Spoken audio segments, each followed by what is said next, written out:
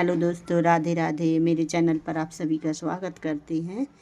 फागुन मास की शुक्ल पक्ष की एकादशी को रंग भरी एकादशी आंवला का एकादशी बोलती हैं। आंवला का एकादशी पर पीली चीज़ का भोग लगाएं। और आंवला का एकादशी कथा मैं आपको सुनाऊंगी।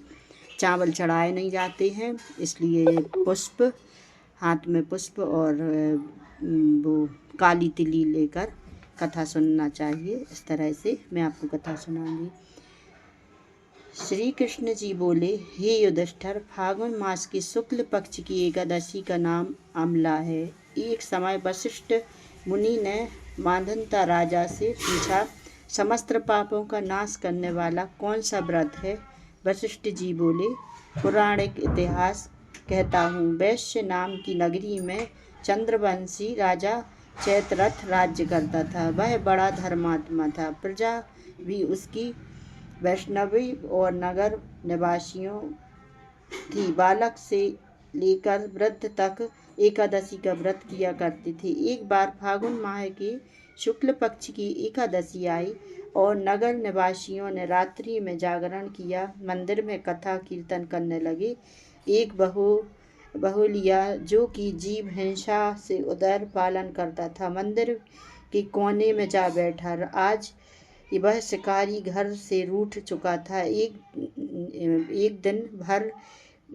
दिन भर खाया पिया कुछ भी न था। रात्रि को दिल बहलाने के लिए मंदिर के कोने में जाकर छुप बैठा। वहाँ विष्णु भगवान की कथा तथा एकादशी का व्रत का महात्म्य सुना। रात्रि व्यतीत हो गई। प्रातःकाल घर को चला गया। भोजन पाया तो उसकी मृत्यु हो गई।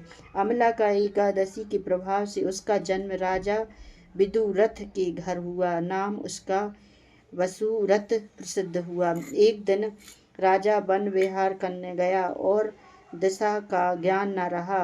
आपको पागल समझकर एक वृक्ष के नीचे सो गया। आज राजा ने आंवला का एकादशी का व्रत रखा था। सोते समय भगवान का ध्यान लगाकर सोते थे।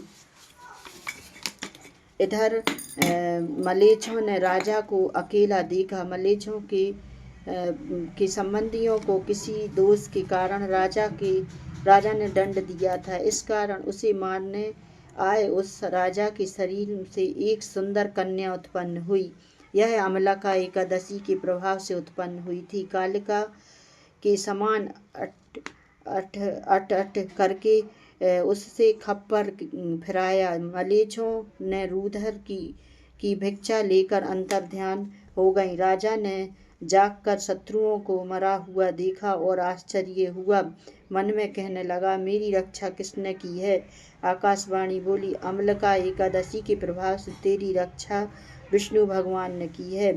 फलाहार में क्या क्या खाना चाहिए? सावधानी से बनी हुई चीज़, अन्न का त्याग करना चाहिए। फल फ्रूट।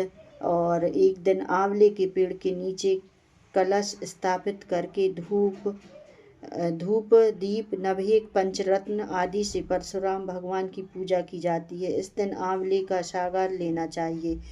राधे राधे। मेरी वीडियो आपको अच्छी लगी हो तो लाइक कमेंट सब्सक्राइब करें। राधे राधे।